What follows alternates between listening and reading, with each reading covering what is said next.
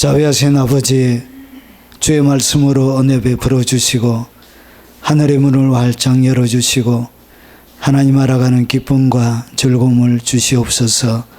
예수님 이름으로 기도합나이다. 아멘.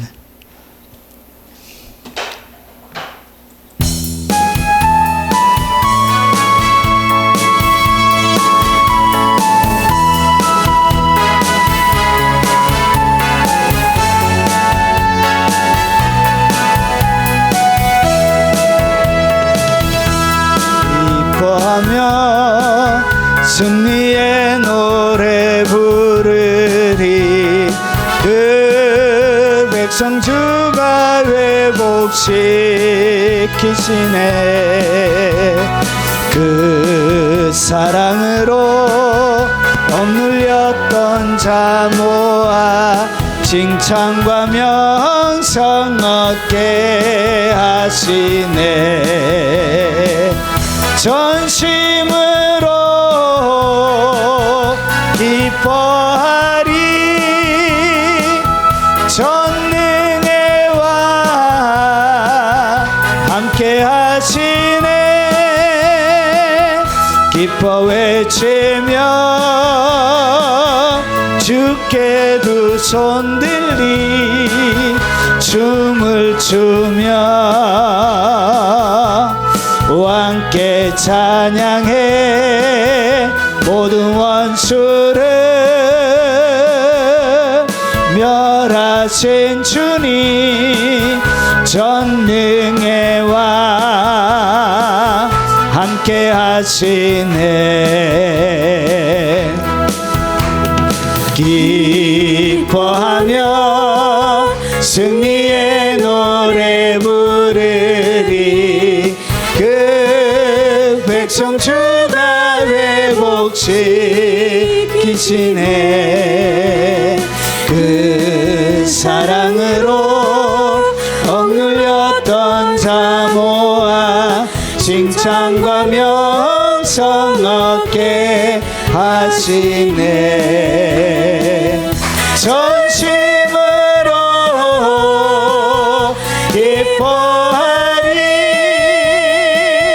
전능의 왕 함께 하시네. 기뻐 외치며 주께 두 손 들리 춤을 추며 주께 찬양해. 모든 원수를 멸하신 주님, 전능의 왕 함께 하시네. 기뻐하며 승리의 노래 부르리. 그 백성 주가 회복시키시네. 그 사랑으로 억눌렸던 자 모아 칭찬과 명성 얻게 하시네. 전심으로 기뻐하리. 전능의 왕 함께 하시네. 기뻐 외치며 주께 두 손 들리 춤을 추며 왕께 찬양해. 모든 원수를 멸하신 주님, 전능의 왕 함께 하시네.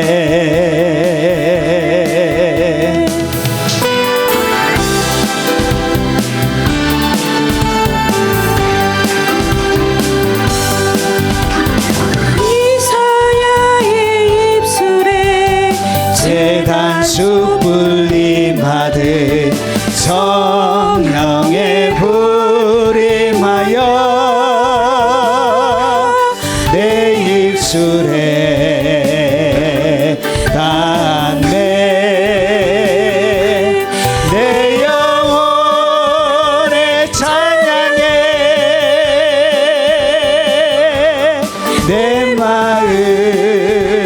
속에 기도가 내 입술의 전도가 열매 맺기를 원하네. 예레미야 입술에 주의 말씀 주시듯 내 입에도 말씀이 넘쳐나게 하소서. 내 영혼의 찬양에 내 마음 속에 기도가 내 입술의 전도가 열매 맺기를 원하네. 내 입술과 나의 말 할례 받게 하시고 할 일 많은 세상에 나를 보내 주소서. 내 영혼의 찬양에 내 마음 속에 기도가 내 입술의 전도가 열매 맺기를 원하네. 이사야의 입술에 제단 숯불림하듯 성령의 불임하여 내 입술에 담대 내 영혼의 찬양에 내 마음 속에 기도가 내 입술의 전도가 열매 맺기를 원하네.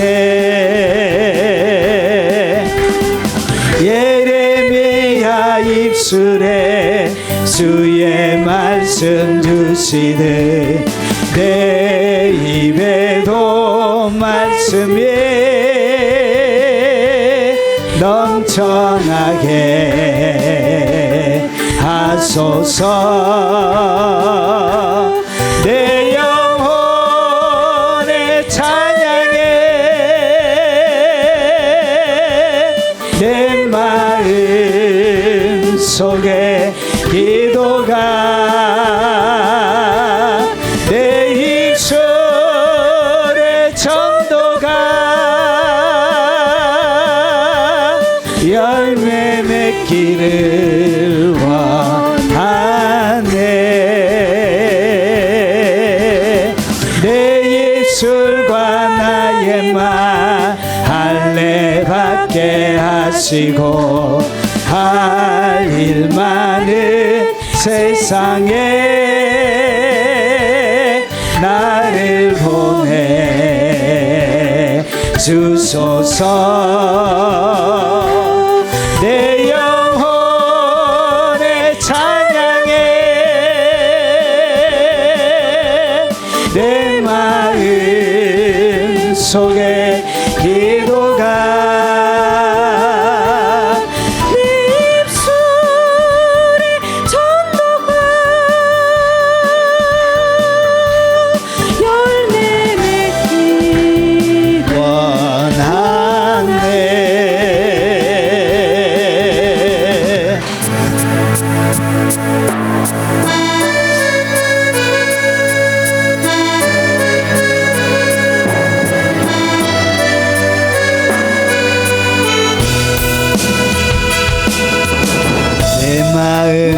주를 향한 사랑이 나의 말엔 주가 주신 진리로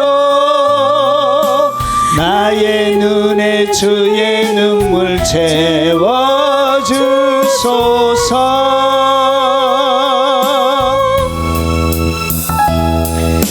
내 입술에 찬양의 향기가 두 손에는 주를 닮은 섬김이 나의 삶에 주의 흔적 남게 하소서.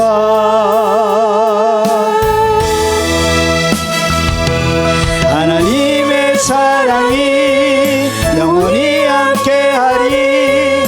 십자가의 길을 걷는 자에게 순교자의 삶을 사는 이에게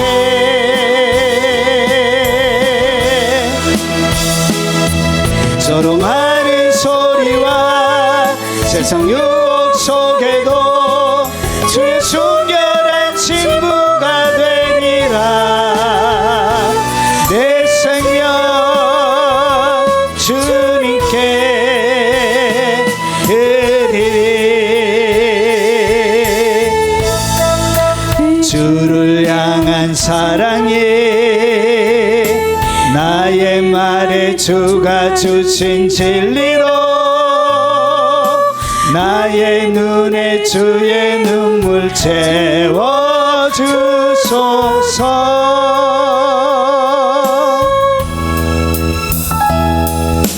내 입술에 찬양의 향기가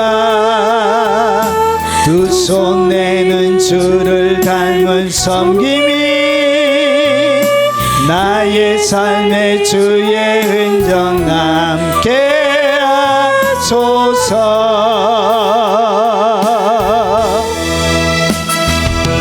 하나님의 사랑이 영원히 함께하리. 십자가의 길을 걷는 자에게 순교자의 삶을 사는 이에게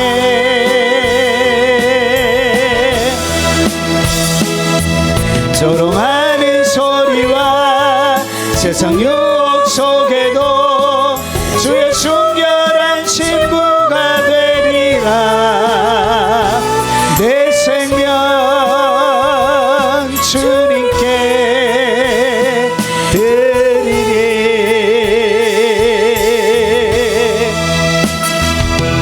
하나님의 사랑이 영원히 함께하리.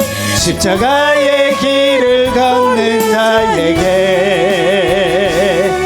순교자의 삶을 사는 이에게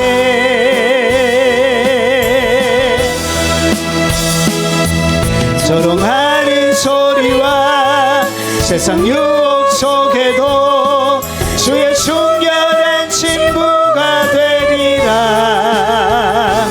내 생명 주님께 드리리. 하나님의 사랑이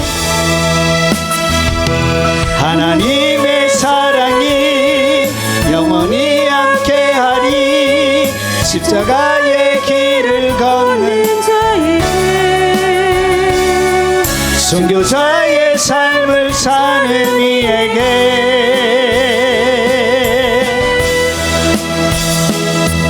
조롱하는 소리와 세상 유혹 속에도 주의 순결한 친구가 되리라.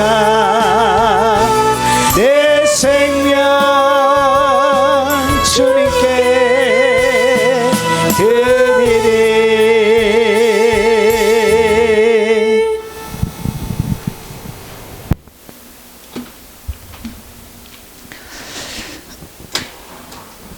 하나님의 말씀의 제목은 사단의 보좌입니다. 보좌. 보좌는 왕자를 얘기합니다. 사단이 어디에 앉아 있는지 그 말씀을 같이 나누도록 하겠습니다. 자, 시편 29편 3절 말씀입니다. 우리 짧기 때문에 소리 내어서 같이 한번 읽어보도록 하겠습니다. 여호와의 소리가 물 위에 있도다. 영광의 하나님이 우레소리를 내시니 여호와는 많은 물 위에 계시도다. 아멘. 제가 한 번 더 읽어보겠습니다. 여호와의 소리가 물 위에 있도다. 영광의 하나님이 우레소리를 내시니 여호와는 많은 물 위에 계시도다. 아멘. 자, 오늘 하나님의 보좌가 어디 있는지에 대하여 오늘 성경이 우리에게 설명하는 한 장면을 읽은 것입니다. 오늘 여러분 이것이 천상의 영역과 땅의 일상적인 영역이 조금 다릅니다. 천상, 원래 하나님께서 계시는 보좌에 대한 주님의 보좌가 어떻게 만들어져 있느냐, 이렇게 만들어져 있습니다. 에스겔서 1장 26절에 보면 머리 위에, 그 머리 위에 있는 궁창 위에 보좌의 형상이 있는데, 그러니까 이것을 보면 보좌의 형상이 있는데, 자, 이 보좌는 어디에 있냐? 궁창 위에 있다는 것이죠. 이것은 지금 에스겔이 천국에 있는 하나님의 보좌를 본 거예요. 이사야 6장에 하나님이 본 것처럼, 요한계시록 4장에 요한이 본 것처럼 하나님의 보좌의 한 장면을 설명하는 거예요. 그런데 이 보좌 밑에, 궁창 위에 보좌가 있으면 보좌 밑에 뭐가 있다고?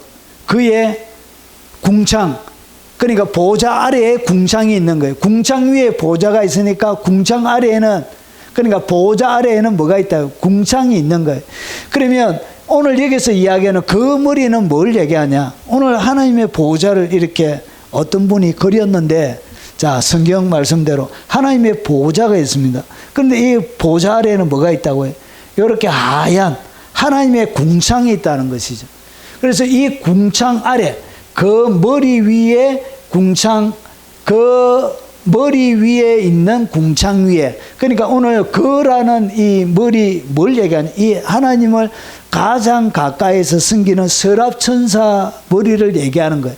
그래서 이 서랍천사 위에 뭐가 있냐? 하나님의 궁창이 있고, 이 하나님의 궁창 위에 하나님의 보좌가 있는, 천국의 하나님의 보좌의 모습을 에스겔이 이렇게 직접적으로 소개하고 있는 것입니다. 자, 오늘 이것을 갖다가 뭐라 부르냐? 궁창이라 그러는데, 여러분 창세기 1장에 보면 하나님이 이르시되 물 가운데 있는 궁창이 있어. 물 가운데 뭐가 있다? 궁창이 있대. 여러분 이것을 둘째 날을 얘기하는데 물과 물로 나뉘라 하시니, 그러니까 이 세상이 만들어지기 전에 이 물과 물 사이에 뭐가 있다? 궁창이 있는데, 하나님이 궁창을 만들어서 궁창 아래에 있는 물, 궁창 아래에 있는 물은 우리 바다를 얘기하는 것입니다. 이 물을 얘기하는 것이고, 그리고 궁창 위에 물로 나누게 하시니 그대로 되니라. 그러니까 궁창 위에, 오늘 여기에 하나님이 궁창을 뭐라 불렀죠? 하늘이라 부르시는. 그러니까 우리가 보이는 대기권 바깥에 뭐가 있었다고요? 물로 지구 전체가 둘러싸여져 있었던 거예요. 그래서 이 궁창이 뭘 얘기하냐? 하늘을 이야기하는데, 자, 저녁이 되고 아침이 되니 이런 둘째 날이라.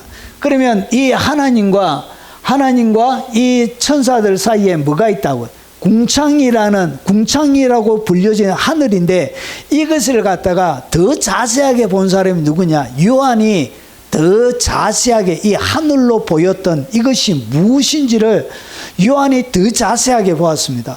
자, 요한이 이렇게 설명하는 거예요. 요한계시록 4장 6절에 직접 하늘에 올라가서 요한이 직접 본 장면인데, 보좌 앞에 수정과 같은 유리바다가 있고, 그러니까 하나님의 보좌 앞에 뭐가 있었다? 유리바다가 있었던 거예요. 그러니까 오늘 여기서 보니까 요한이 보았던 것은 무엇을 보았냐? 하나님의 보좌, 이 천사들에 대한 이야기도 하는데, 앞에 자기가 앞에서 딱 보니까 이것이 뭐처럼 보였대? 바다처럼 보였던 거예요. 그런데 그 투명도가 얼마나 밝았던지 이것이 마치 뭐처럼? 유리와 같은 그런 바다처럼 보였대. 그래서 수정과 같은 유리 바다가 있고, 그러니까 에스겔은 이것을 갖다가 궁창이라고 표현했지만 요한이 직접 가보니까 그 하나님의 보좌와 보좌 사이에 이렇게 막고 있는 이것이 마치 뭐처럼 보였다? 물처럼, 바다처럼, 수정과 같은 이런 유리 바다처럼 보였다라고 이렇게 설명하고 있는. 그래서 보좌 가운데, 보좌 주위에 네 생물이 있는데 앞뒤에는 눈들이 가득하더라. 서랍 천사를 더 가까이서 보았던 것 같아. 그러니까 이 서랍 천사를 보니까 단순하게 얼굴이 앞에는 사람이고 뒤에는 독수리고 오른쪽에는 사자고 왼쪽에는 소고 이 정도가 아니고 몸 전체에 뭐가 가득하더라고. 몸 전체에 눈이 가득한 이 천사 사이에 유리 바다와 같은 것을 보았던 거예요. 자, 그래서 하나님의 보좌도 무드 위에 세워져 있다. 물 가운데서 이렇게 세워져 있습니다. 자, 그것도 오늘 계시록 22장 1, 2절 이렇게 설명합니다. 그가 수정과 같은 맑은 생수의 강을 보이니, 오늘 이 하나님과 하나님 사이에 서랍 천사들과 가로막고 있는 이것이 궁창인데, 이것이 더 가까이 보니까 바다처럼 맑은 수정과 같은 유리 바다였는데, 이것이 마치 단순하게 수정과 같은 유리 바다 정도가 아니고 수정과 같은 맑은 뭐처럼 생수의 강처럼 이것이 흐르더란 것이죠. 그래서 하나님과 및 어린 양의 보좌로부터 나와서 뭐가? 강이 하나님의 보좌, 어린 양의 보좌를 통해서 생수의 강이 흘러내리더란 것이. 이 어린 양의 보좌, 이것은 누구를 얘기해요? 예수 그리스도를 얘기하는 거예요. 결국은 예수 그리스도를 통해서 뭐가 나온다? 생수의 강이 흘러내린. 그래서 오늘 여기서 이야기하는 이 생수의 강은 뭘 얘기하는? 성령을 얘기하는 성령. 예. 결국은 하나님의 보좌, 하나님의 영광의 보좌. 그래서 주님께서 말씀을 하실 때마다, 여러분 오늘 시편의 기자가 무엇처럼 얘기하고 있냐? 하나님께서 어디에 계신다고요? 여호와의 소리가 어디에? 물 위에. 그래서 천상의 보좌에서 주님이 말씀하실 때마다 그 모든 말씀은 어디에? 수정과 같은 유리 바다 위에서 음성이 나가는 거예요.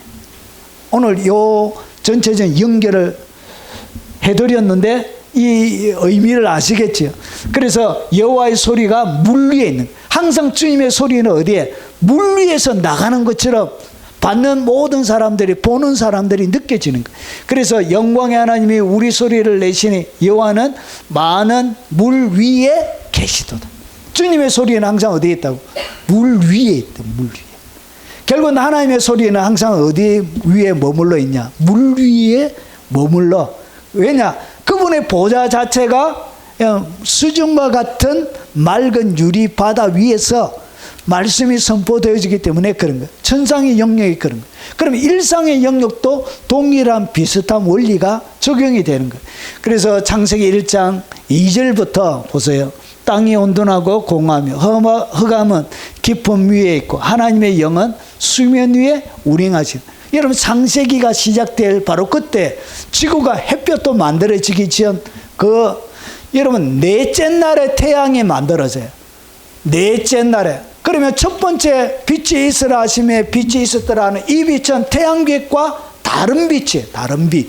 그래서 마오르 광명이라 광명을 하나님 만드시고 다른 빛이에요. 여러분 태양은 넷째 날에 만들어져요. 하늘의 해와 달과 별들은. 그래서 하나님의 영은 어디 위에? 수면 위에. 하나님의 성령의 영도 계속 어디 위에? 물 위에서 운행했다는 것이죠.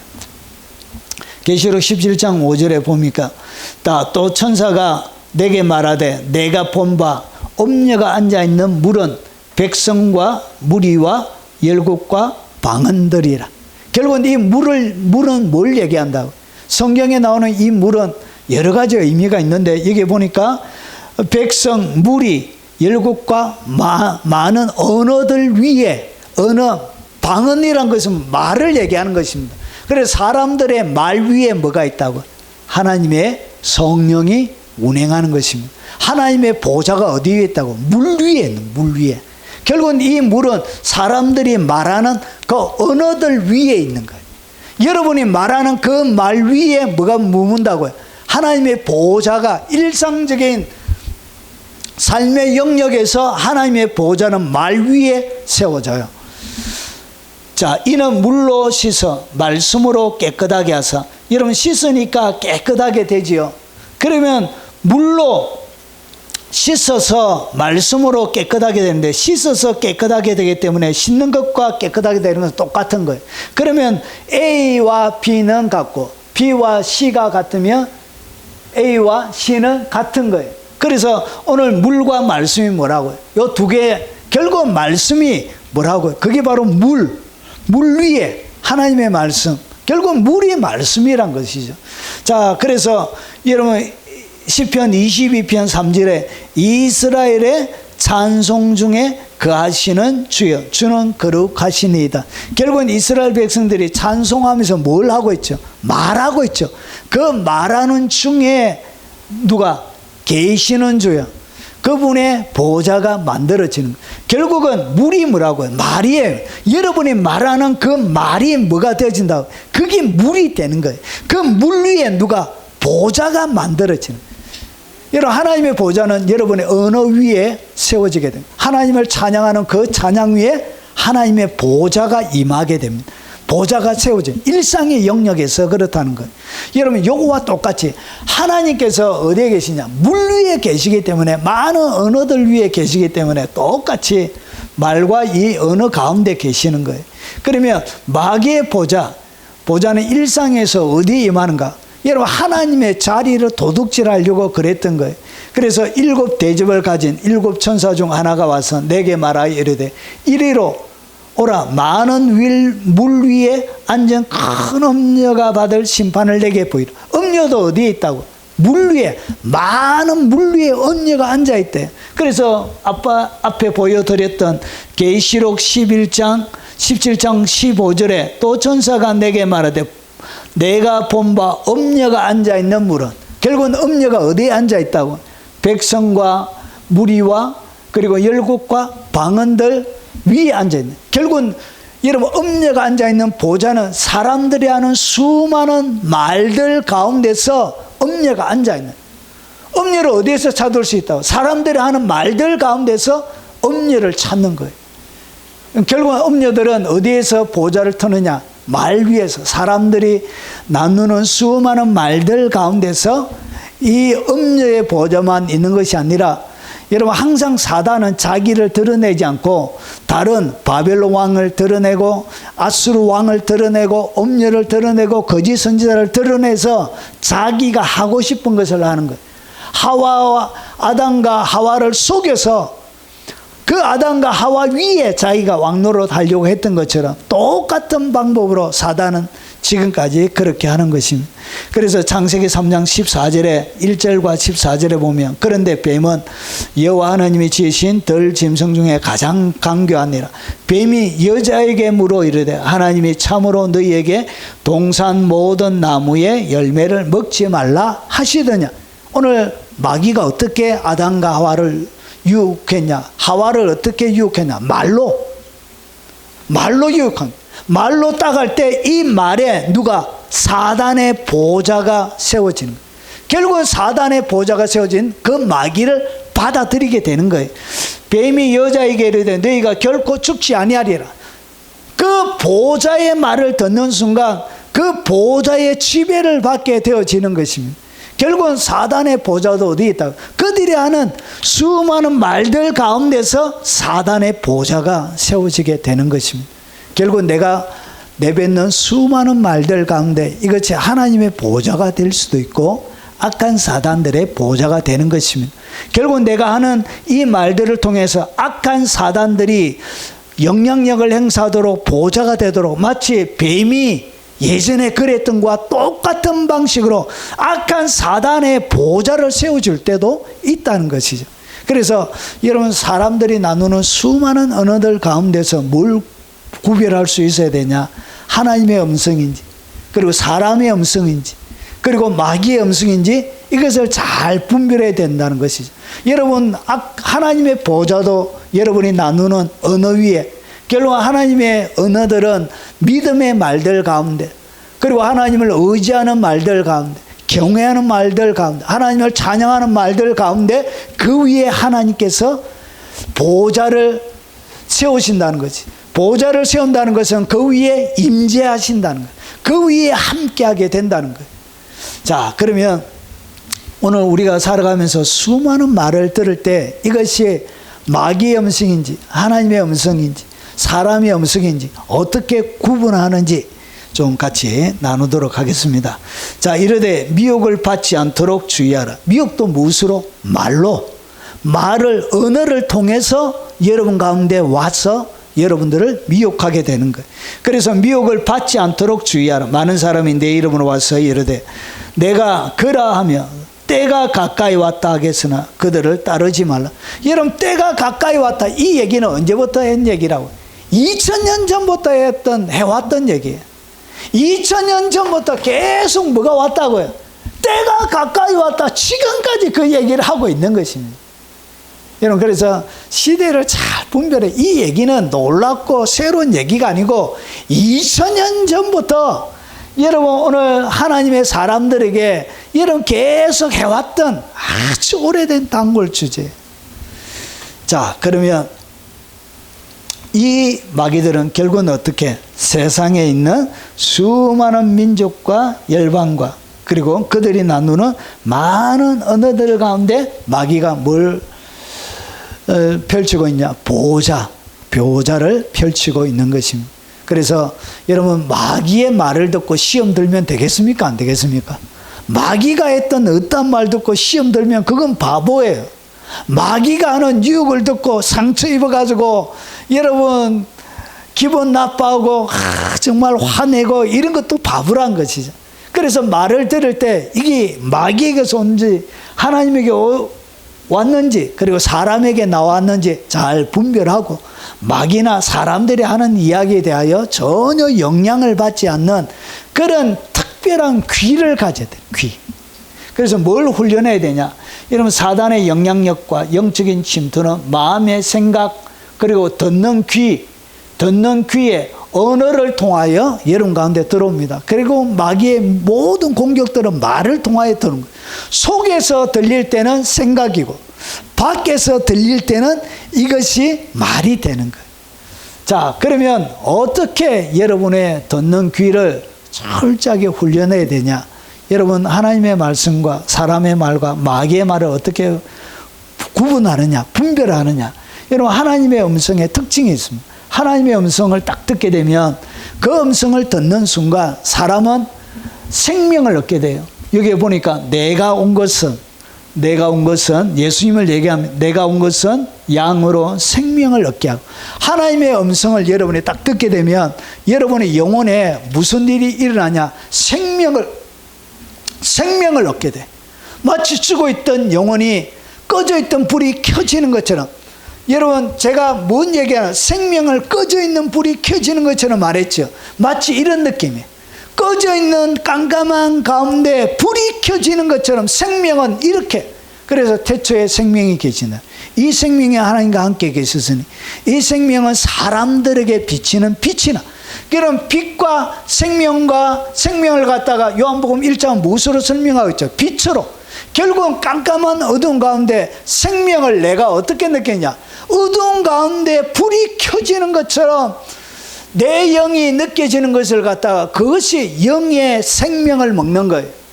자, 그래서 하나님의 음성이 여러분 가운데 하나님의 보호자가 앉아있는 음성이 싹 들어가게 되면 여러분이 어떻게 되냐? 생명을 얻게 돼. 결국은 어두운 가운데 알지 못했던 것들이 밝아지는 것처럼 깨닫게 돼. 빛이 어떻게? 빛이 어두움에 빛이 돼. 저희가 깨닫지 못하더라. 결국은 빛이 내 가운데 임했다는 것을 어떻게 하냐? 깨달아지는 거. 알게 되는 것이 빛이 비친 것이고, 빛이 비친 것이 결국은 생명이 내게 온 것입니다. 결국은 생명은 무엇으로 온다고? 깨달음을 통하여, 알게 됨을 통하여 생명이 내게 오는 것입니다. 그때 생명을 먹었다 그런 것입니다. 자, 살리는 것은 영이니 육은 무익하니라. 내가 너희에게 이런 말이 영이요 생명. 결국은 이 말 자체가, 하나님의 말씀 자체가 영이고, 그리고 이것이 바로 생명이란 것이죠. 그래서 말씀을 들으면 여러분 가운데 뭐가 온다고? 생명이 들어가는 거예요. 이렇게 영이. 생명이 여러분 가운데 전달이 되는 것입니다. 그리고 하나님의 말씀을 여러분이 딱 경험하게 되면 무엇을 경험하냐? 오늘 양으로 생명을 얻게 하고 더 풍성히 얻게 하려는 것이라. 여러분이 풍성해져요. 풍성함을 어떻게 하느냐? 내 마음에 여유가 생겨. 인생에 마음의 여유가 생겨. 예전에는 막 조급하게 막 뭔가 해야 되려고 막 이렇게 하다가 어느 정도 되니까 인생에 뭐가 되어진다? 빨리 안 되어져도 마음의 여유가 생겨. 여러분, 제가 40대는 엄청 빠릿빠릿했습니다. 지금도 저희 아내는 너무 빠릿빠릿하다. 종일 왔다 갔다 맞아 이렇게 얘기하는데, 여러분, 제가 50이 딱 넘어가고 나서, 50대 중반이잖아요. 50이 딱 넘어가고 나니까 마음에 뭐가 생기냐? 여유가 생기는 거예요. 일이 빨리 안 되고 해도 마음이 조급하지가 않는 거예요. 이게 뭐라고? 이게 바로 내 속에 풍성해질 때 마음에 뭐가 생기냐? 여유가 생겨나게 돼. 뭔가 빨리 해가지고 이렇게 막 노후도 생각하고 막 그런 것이 아니고 그냥 마음에 편안한 여유가, 하나님을 향한 의지하는 그런 여유가 생기는 거예요. 물론 항상 그런 것은 아니고 갑자기 영이 다운되어질 때, 여러분 영적으로 상태가 별로 안 좋을 때는 반드시 뭐가 생기냐? 조급함이 또 생겨요. 이렇게 조급함, 빨리 해야 되는데 조급함이 생기다가 은혜가 내 속에 풍성하게 거하고 하면 인생의 마음에 뭐가 생겨요? 여유가 생기는 거예요. 바쁘지 않게 되는 거예요. 이것이 뭐냐? 풍성해져. 하나님의 말씀은 여러분들 어떻게 만들어진다? 풍성하게 만들어져요. 그리고 하나님의 말씀은 항상 여러분들 진리 가운데로 이끌어가요. 하나님의 진리 본질 자체로 여러분들을 가까이 여러분들을 데려가신다는 것이죠. 그러나 진리의 성령이 오시면 그가 너희를 모든 진리 가운데로 인도하시리. 하나님의 성령은 항상 어디로 이끌어간다? 진리, 말씀 자체로 깊숙하게 데려가지, 말씀 외에 다른 무슨 책, 말씀 외에 무슨 신비, 말씀 외에 뭔가 다른 것을 막 가르쳐 주려고 하는 수많은 것들로 그렇게 안 한다는 것이. 하나님의 성령은 항상 하나님의 진리, 말씀 진리 자체로 깊숙하게 여러분들을 데려간다는 거예요. 여러분, 성령은 이렇게, 여러분, 하나님의 음성은 이런 특징을 가지고 있습니다. 하나님의 사람으로 여러분들을 온전하게 합니다. 모든 성령은 하나님의 감동으로 된 것으로 하나님의 말씀이 여러분 가운데 딱 오면 교훈해 주세요. 이렇게 살아야 되겠구나. 이게 바로 하나님의 음성이 내 하는 말들 가운데 보호자를 형성하시는구나. 이렇게 하나님의 진리로 교훈해 주시는 거예요. 잘못 갈 때 이상하게 막 찔림을 주는 거예요. 하나님의 진리가. 그리고 여러분들을 바르게 하고, 그리고 여러분들 거룩하게 살도록 의로 교육한다는 얘기는 하나님의 경건한 사람, 거룩한 사람, 여러분 의는 율법을 지킴으로 주어지는 거예요. 예수님을 믿음으로 이 의가 주어지는 거예요. 결국은 계속적으로 주님을 믿고 살도록, 거룩하게 살도록, 경건하게 살도록 하나님의 말씀이 의로 교육해 준다는 거예요. 진리로 이렇게 여러분들을 만들어가고 이끌어가는 거예요.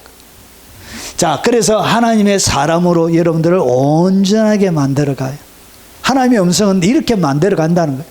깊은 침체 가운데 여러분을 막 빠져가지고 막 하나님의 진리가 아닌데도 막 여러분의 마음을 두렵게 하고 근심스럽게 만들고 여러분 가운데 평화를 앗아가버리게 만들고 그렇게 안 만든다는 것이에요. 하나님의 진리는 모든 선한 일을 행할 능력을 갖추게 하려 함이니라. 하나님의 말씀을 들으면 이런 열매가 맺혀집니다. 그리고 성령의 열매가 반드시 맺혀져요. 여러분, 성령의 열매는 사랑, 하나님의 말씀이 여러분 가운데 풍성하게 가면 여러분 사랑하고 싶은 사랑을 할 때 사랑의 열매가 맺히는 거예요. 사랑할 때 사랑의 열매가 맺히는 거예요. 그런데 이거는 성령의 열매. 여러분, 누군가를 좋아해서 맺혀지는 이런 것을 뛰어넘어서 여러분, 내가 사랑할 수도 없는데도 불구하고 원수와 같은 사람들을 사랑할 수 있는 능력이 생기는 거예요. 이렇게 해서 뭐가 맺힌다? 성령의 능력, 성령의 열매가 이렇게 맺혀지게 되는 것입니다. 여러분, 하나님의 진리는 여러분들을 사랑의 사람으로 만들어가요. 이상하게 어떤 분이 여러분 도와주고 싶은데 아예 안 해도 된다고. 여러분 저는 웬만하면 하지 말아요. 아예 괜찮다고, 괜찮다, 안 해도 된다고. 아 굳이 뭐한테 하려고? 안 해도 됩니다 이렇게 해도 아니요. 그분이 제가 하는 얘기, 사랑을 주고 싶어서, 사랑을 주고 싶어서 하는 거로. 야, 알았습니다 이렇게 해가지고 여러분 사랑을 주고 싶다는데, 여러분 사랑을 거역하면 안 되잖아요. 하나님이 우리를 사랑하셔서 그의 아들까지 보내주신 그 사랑을 거부하는 것처럼 이게 교만한 게 없어요. 그 사랑을 받아들이는 것이 겸손이죠. 그래서 하나님의 말씀이 내게 사람들의 말들 속에 들리면 여러분들 무슨 사람으로 만드냐? 사랑하는 사람으로 만들어요. 그리고 하나님의 말씀은 여러분을 기쁘게 만들어요. 기쁘게. 근데 여러분을 막 영적인 막 근심 걱정이 몰려오게 만들고 두렵게 만드는 것은 성령이 하는 게 아니에요. 여러분 성령님은 그렇게 경건한 두려움과 일반적인 두려움은 다릅니다. 여러분 경건한 두려움은 두려워하면서도 그 속에는 뭐가 있냐? 행복이 있습니다. 행복. 경건한 두려움과 일반적인 두려움의 차이가 거기에 있어요. 하나님이 주시는 모든 것에는 행복이 같이 옵니다. 여러분 이상하게 진노에 대한 메시지를 듣는데도 그 속에 진한 하나님의 사랑을 느끼게 돼요. 여러분 그래서 이 희락이 같이 와요. 그리고 화평하게 만듭니다. 괜시리 어떤 사람이 와가지고 저기 가서 막 완전히 뒤집어 엎게 만들고 이런 것은 전화해가지고 한번 얘기해라고 막 찾아가서 말해라고 막 이렇게 화평을 깨는 모든 것들은 하나님이 하는 얘기가 아니에요. 중상 이간질 하는 거. 하나님께서 요한계시록 보니까 마지막 보니까 나는 이간질 하는 입을 싫어한다 그러셨어요. 이간질 하는 입. 그래서 하나님은 하나님의 음성이 그에게 들리면 화평하게 만들어요. 아, 그 별거 아니다. 그냥 넘어가 주자. 이래. 그리고 오래 참게 만들어요. 분노하게 만드는 것이 아니라, 여러분 거기에 신경질 내게 만드는 것이 아니라 오래 참도록 만들어주는 거예요. 1년만 더 참아보자고 이렇게. 그리고 여러분 자비, 친절하게 돼요. 친절하게. 여러분 제가 사회 갈 때 아주 까칠한 목사님이 있었습니다. 까칠한. 그래서 자기를 하게 나는 까칠한 사람이다. 그 비성경적인 말이에요. 까칠하면 안 돼. 예수 믿는 사람은 까칠하면 안 돼. 그것은 성령의 열매가 없는 거예요. 여러분 양선 착한 거예요. 착한 거. 그리고 충성하는 거예요. 온유와 절제는 이 같은 것을 금지할 법이 있는. 그러니까 하나님의 말씀이 내게 딱 전려지면 오늘 이 성령의 9가지 열매들이 반드시 맺히게 되죠. 이 9가지 열매와 다른 열매가 맺혀지는 것은 하나님이 하시는 말씀이 아니에요. 그러면 이 모든 말에 대하여 여러분이 말을 듣고 나서 영적인 침체에 빠질 필요가 없는 거예요. 여러분, 여러분의 직장생활 할 때 상사가 이야기하는 모든 말에 대해 기분 상할 필요가 없다는 것이, 내가 잘못했으니까 듣는갑다. 그냥 이렇게 하고 지나가야 되지. 거기에 막 사로잡혀가지고 하루 종일 우울 모드로, 막 신경질 모드로, 그 집에 와서도, 기분 나쁘다면서 막 가방 던지고, 문 팍 당가고, 막 이렇게 부모 근심시키고 막 그런 것이 안 생긴다는 거지.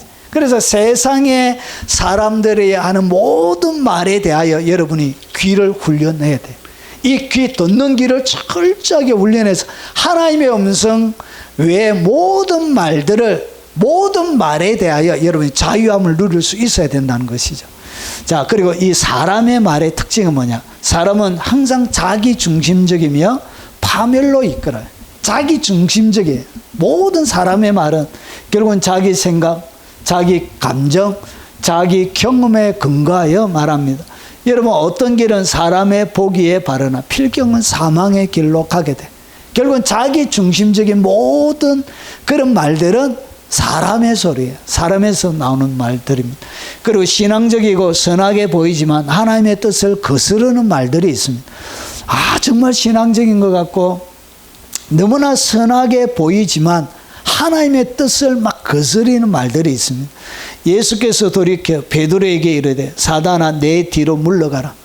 예수님의 사랑하는 제자를 향하여 예수님께서 사단아 이렇게 얘기하고 있습니다. 내 뒤로 물러가라. 결국은 베드로가 하는 말은 베드로의 말이 아니라 사단의 말이었다는 것이죠.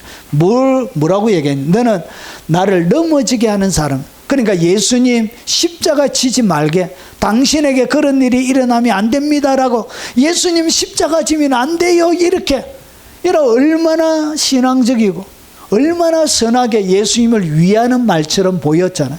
결국은 그가 하는 말은 내가 하나님의 일을 생각하지 아니하고 도리어 사람의 일을 생각하는도다 하시고, 여러분 사람의 모든 말들에는 하나님의 뜻을 거스릅니다. 이것이 사람의 말. 결국은 하나님의 뜻을 거스리는 모든 어떤 말을 듣는다 할지라도 그것은 다 사람에게서 나온 소리가 되는 것입니다. 여러분 사람의 마음은 심히 부패하고 거짓됩니다. 여러분 사람을 향하여 성경이 뭐라고 가르치냐?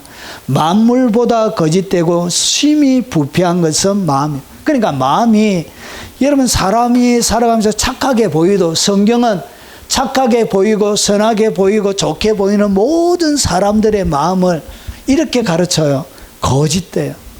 누구도 착한, 여러분 진실된 마음을 가지고 있는 사람이 없다고 성경이 가르치고 있습니다.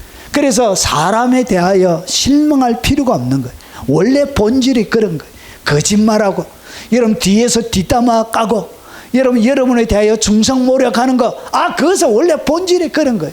원래 당연한 것이다, 이렇게 생각해야 되는 거예요. 여러분 그래서 남 얘기 듣는 거에 대하여 여러분 초연할 줄 알아야 돼요. 나는 그보다 더한 사람, 죄인이고 무슨 죄 짓다면 나는 그보다 10배보다 더 지었다고 이렇게 막 얘기해야 되는 거예요.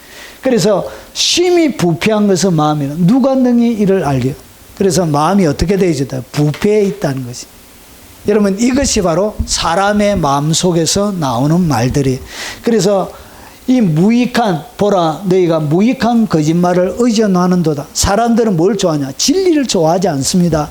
그래서 의지하는데 무익한 거짓말을 의존해. 그러니까 거짓말 믿기를 좋아하는 거예요. 그래서 사기꾼들에게 여러분 넘어가는 사람들은 그 거짓말을 뭐 하죠? 여러분 30배, 100배 오른다 막 이렇게 해가지고, 아직 주식이 상장도 안 되어져 있는데 이거 사면 상장되는 순간 100배 오른다 이렇게 해가지고, 여러분 교회가 풍지박산 난 교회가 한두 개가 아니에요. 여러분 사람은 뭘 좋아한다고요? 이렇게 거짓말, 무익한 거짓말 의존하는 것을 좋아합니다. 여러분 세상에 100배 뻥튀기 가지고 오른 이런 거 없습니다. 정말 예수 믿는 사람들도 순진해가 이런 걸 믿고 또 투자해가지고 다 재산 날리고, 속상할 때가 한두 번이에요. 한두 교회가 아니에요. 참 평생 동안 몸이 골병이 들도록 일해가지고 그거, 여러분 월급도 얼마 못 받아가 30년 평생 모았는데 얼마 모았냐? 7천. 생산직 일하면서 월급 좁게 받아가 평생 30년 일해가 저축해가지고 7천 모으는 것도 쉽지가 않습니다. 홀라당 한 방에 완빵 해가지고 여러분 사기꾼에 넘어가가지고 눈물 뿌려가지고 새벽마다 와서 울어도 됩니까? 이미 넘어가 버렸네. 여러분 우리가 여호와를 배반하고 속였으며 우리 하나님을 따르는 데서 돌이켜 포악과 폐역을 말하며 거짓말을 마음에 잉태하여 났나니. 여러분 사람을 갖다 뭐라 그러냐? 여러분 포악과 폐역을 말한다는 것이. 포악과 폐역 오전에 말씀드렸습니다. 자, 그리고 거짓말을 마음에 잉태하여 낳는다는. 그래서 사람들은 거짓말 잘한다고 여러분 생각하고 있어야 돼요. 앞에서는 좋은 말 하는 사람, 그 사람이 제일 위험한 사람. 제가 신앙생활 하면서 이런 목회 이제 부교육자면서 제게 제일 치명적인 상처를 주었던 사람들의 공통적인 특징이 있었습니다. 그 특징이 뭐냐? 여러분 부임해서 가면 한 분이 와요. 와가지고 청소 막 해주고 막 잘해주고, 그리고 설교 한번 하고 나면 그 다음에 와가지고 전화해가지고 목사님 너무 은혜 받았다고 감사하다고 막 해가지고, 저도 그분이 좋아가지고 그렇습니까 해가지고 속에 있는 말도 가끔씩 하고 여러분 신앙 생활에 철이 없을 때 부교육자다 하면 다음 날 되면 담임 목사님이 다 알고 있어요. 제가 엄밀하게 그분에게만 했던 유일한 말을 담임 목사님 다 알고, 김 전도사 이런 말 했지. 어떻게 하세요? 그러다가 또 담임 목사님 뭐 할 수도 있죠. 험담할 수도 있죠. 그러다가 담임 목사님에 대하여 험담한 얘기를, 김 전도사 그래 안 봤는데 좀 섭섭하다 이런 얘기 했나? 이렇게. 그 완전 하늘이 무너지는 같은 그런 느낌. 이런 사람들이 잘 해주고 앞에서 알랑방 묶이고 앞에서 막 칭찬하고 하는 사람을 뭐 해야 되냐? 조심해야 돼요. 그 사람을 여러분이 조심하셔야 돼요. 여러분에게 입에 혀처럼 구는 그 사람을 조심하셔야 되고, 그 사람에게 말을 아껴야 되고, 그 사람의 귀에 어떤 말도 여러분 부정적인 말을 집어넣으면 안 돼요. 이것이 어떻게 되냐? 여러분에게 돌아서 반드시 그 사람에게 딱 가요. 여러분의 비수를 딱 꽂게 돼. 여러분 사람은 이래요. 이것은 제가 한 30년 이렇게 사역하면서 제가 체험적으로 느꼈던 거예요. 앞에서 뭐 하는 사람, 알랑방묵히고 잘해주는 사람을 조심하라. 그 사람이 여러분의 가슴에 비수를 딱 꽂는 그 사람이 돼요. 그래서 사람은 여러분 거짓말을 마음에 잉태하고 그 거짓말을 낳는, 그것이 사람의 본질이에요.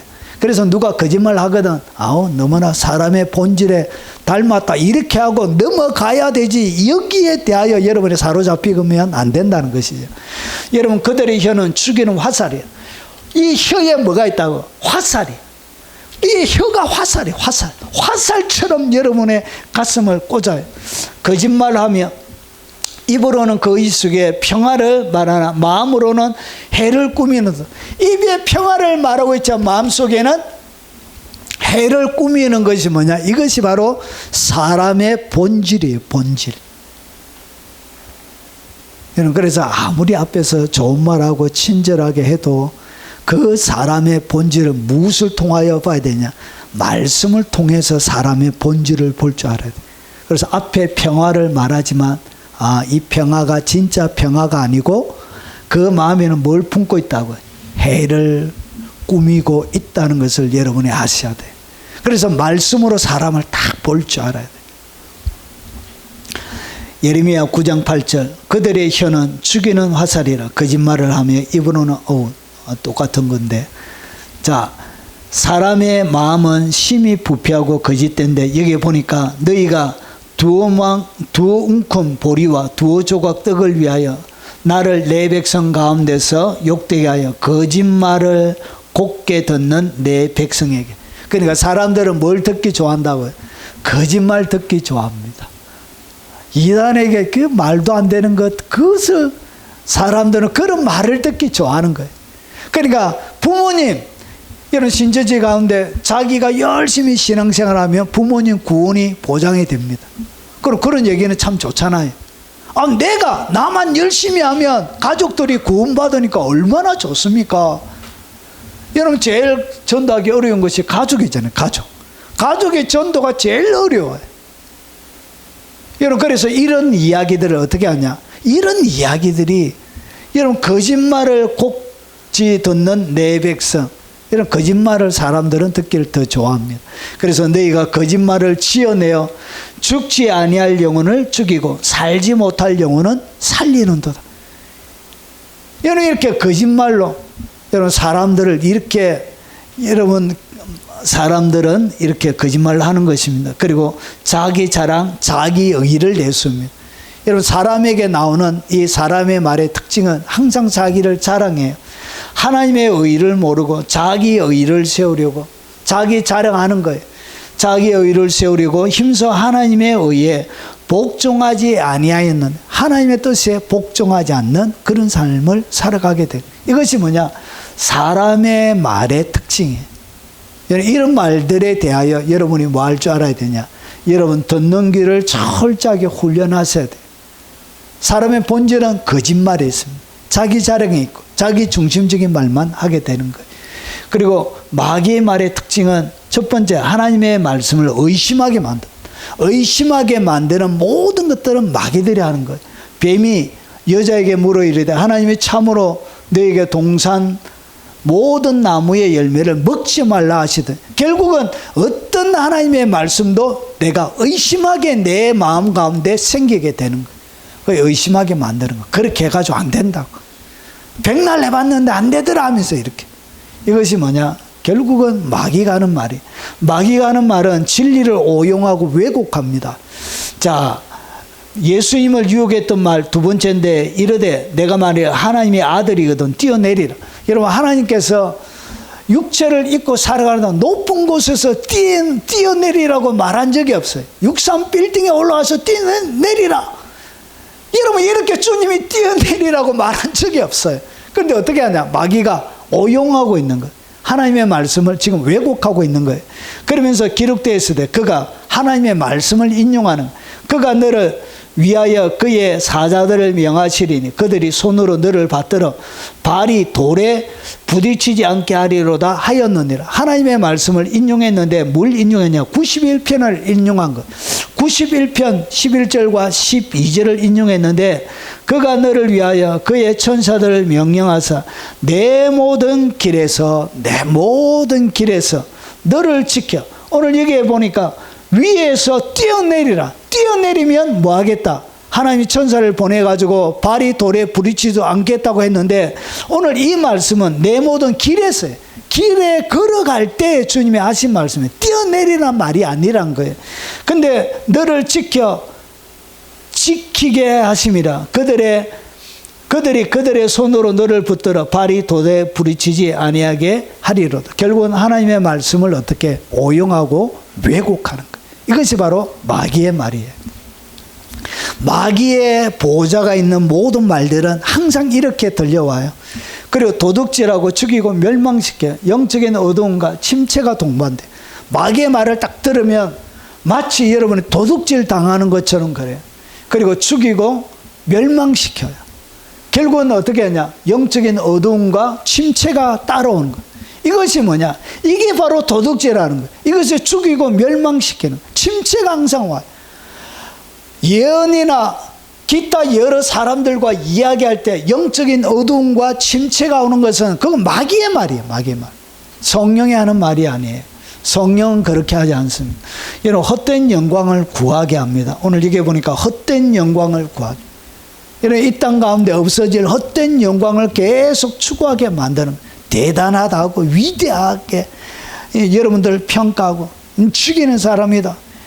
역사 가운데 1000년 만에 한번 태어날 사람이라고 이렇게 말하면서 여러분을 부추겨 이렇게 높여요. 이렇게 헛된 영광을 구하게 하는 거예요. 너희가 그것을 먹는 날에 너희 눈이 밝아져 하나님과 같이 되어 선악을 알 줄을 하나님이 아시오. 하나님 된대요. 마귀가 이렇게 유혹하고 넘어뜨립니다. 이상하게 여러분들 헛된 영광, 대단한 사람으로 여러분을 만들어 줄 것처럼 이렇게 거짓말합니다. 그들이 그의 악으로 왕을 그 거짓말로 지도자를 기쁘게 하도다. 결국은 거짓말해 가지고 사람들 기쁘게 만들. 간신배들이 여러분 넘쳐나게 되어지는 거예요. 여러분, 사람을 노엽게 만들어요. 여러분, 마귀의 말은 사람이 딱 들으면 어떻게 된다고? 노여워져요. 여러분, 그래서 헛된 영광을 구하여 서로 노엽게 하거나 막 노엽게 만드는 모든 말들은 마귀의 말이에요. 여러분, 성령은 노엽게 만들지 않습니다. 여러분, 서로 투기하게 만들어, 서로 다투게 만드는 거예요. 이렇게 서로 투기하게 하지 말지는 막 다툼을 일으켜요. 이것이 마귀의 말의 특징이에요. 여러분, 죄 짓는데 담력을 얻게 합니다. 그리고 그 마귀가 보호자를 털고 있는 말을 들으면 죄 짓는데 용기가 생겨나요. 한두 번. 그래서 여러분, 영원한 지옥에 안 가기 때문에 한두 번 죄 짓는 거 가지고 너무 침체에 빠지지 말라 막 이렇게 막 얘기해요. 목사들이. 괜찮다고. 그것 가지고 그러냐고. 그것 가지고 주님이 그렇게 하냐고. 막 오히려 여러분 가운데 죄 짓는 게 대하여 담력을 얻게 만드는 거예요. 여러분, 너희 손에 피, 너희 손가락에 죄악이 더러워졌으면 너희 입술은 거짓말을 하며 너희 혀는 악독을 내며 이렇게 부추기게 만드는 거예요. 여러분, 손과 발로 죄짓게 만드는 거예요. 이것이 뭐냐? 마귀의 말의 특징이에요. 이러므로 하나님이 미혹의 역사를 그들에게 보내서 거짓 것을 믿게 하세요. 거짓 것을 막 믿게 만드는 거예요. 진리를 믿지 않고 불의를 좋아하는 모든 자들로 하여금 심판을 받게 하려 하심이니, 결국은 거짓 것을 믿게 하는데 믿는 사람은 어떤 자들이냐? 불의를 좋아하는 사람. 불의를 좋아하는 자들이 거짓 진리를 믿게 되는 거예요. 마지막입니다. 여러분, 정죄, 악한 마귀의 말들은 항상 정죄, 두려움, 혼란을 만듭니다. 그러므로 이제 그리스도 예수 안에 있는 자들에게는 결코 정죄함이 없나니. 이는 정죄하지 않습니다. 누구누구를 정죄하지 않습니다. 성경을 많이 안다고 해서 너 이런 죄 지었지 이렇게 막 이렇게 하기 때문에 안 된다고 막 이렇게 사람을 뭐 하지 않는다고 정죄하지 않습니다. 그런데 쉽게 특별히 기도 많이 하는 사람, 성령의 은사가 있다는 사람, 성경을 많이 아는 사람, 이런 사람들이 쉽게 뭐하냐? 사람들을 정죄하고 판단하고 이렇게 하는 것입니다. 이것은 다 마귀들이 하는 말이에요. 성령님이 그렇게 하지 않는 것입니다. 여러분, 정리하겠습니다. 자, 오늘 이 마귀라는 이 말, 이 사탄이라는 이 말, 오늘 사탄나스라는 사탄의 보호자에 대해서 말하는데, 사탄이라는 뜻이 뭐냐? 그게 고소자예요, 고소자. 끊임없이 고소하는 사람을 갖다가 우리가 사탄이라 그런 거예요. 고소자, 대적하는 자, 악한 영들의 우르물이 하나님과 그리스도의 대적자. 그래서 이 사탄의 원래 뜻은 고소자예요. 고소하는 사람이 사탄이에요. 이렇게 정죄하고 판단하는 것이 뭐냐? 이게 바로 사탄이 하는 짓이란 것이지.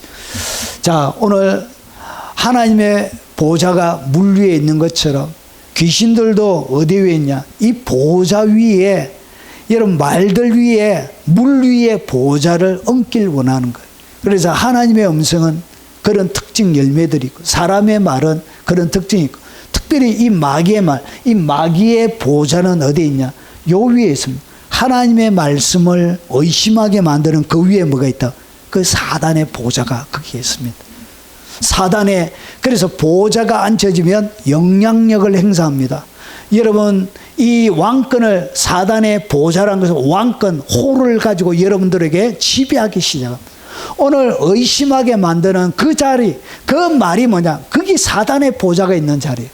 그리고 진리를 오용하고 왜곡하는 거기에 뭐가 있다? 사단의 보좌가 올려져 있는 것입니다. 여러분, 도둑질하고 죽이고 멸망시키는 영적인 어둠과 침체를 만들어내는 그 말 위에 뭐가 있다고? 사단의 보좌가 그 위에 있습니다. 여러분, 헛된 영광을 구하게 하는 모든 말들 위에 사단의 보좌가 있고요.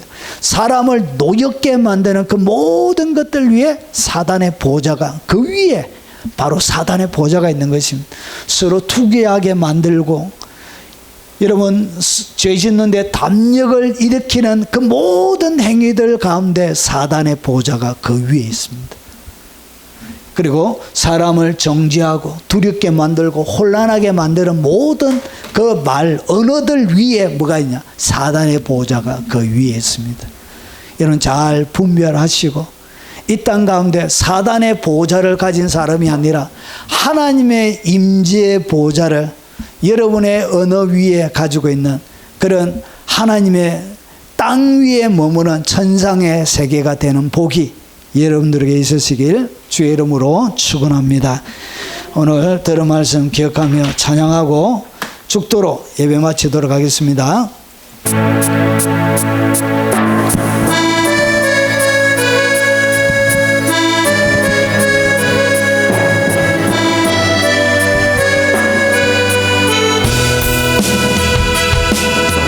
내 마음에 주를 향한 사랑이 나의 말에 주가 주신 진리로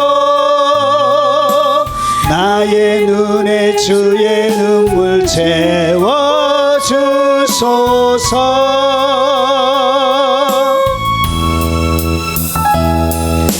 내 입술에 찬양의 향기가 두 손에는 주를 닮은 섬김이 나의 삶에 주의 흔적 남게 하소서. 주옵소서.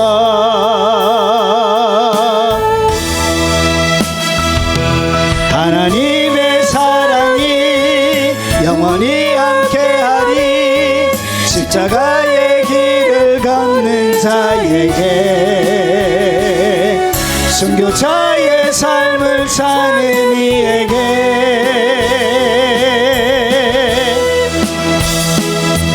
조롱하는 소리와 세상 유혹 속에도 주의 순결한 신부가 되리라. 내 생명 주님께 드리리.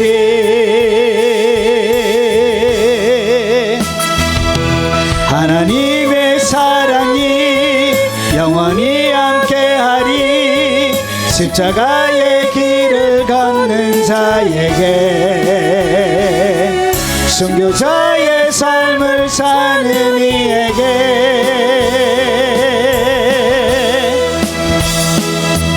조롱하는 소리와 세상 유혹 속에도 주의 순결한 신부가 되리라. 내 생명 주님께 드리리.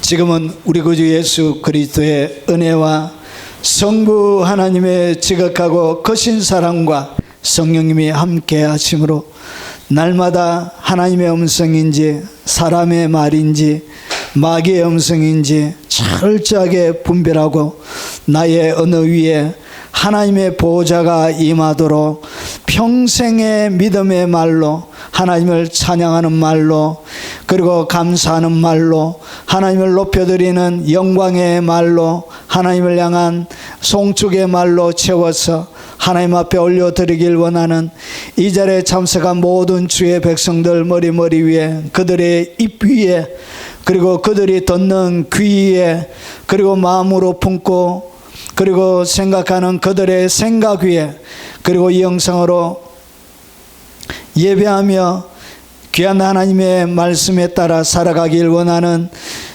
모든 교회들 위에, 그리고 외국에 있는 선교사님들과 국내에 있는 주의 백성들 머리 위에, 동역하는 동역자들과 그들이 섬기는 교회 위에 지금부터 영원 무궁토록 함께 있을지어다. 아멘. 오늘 들은 말씀 기억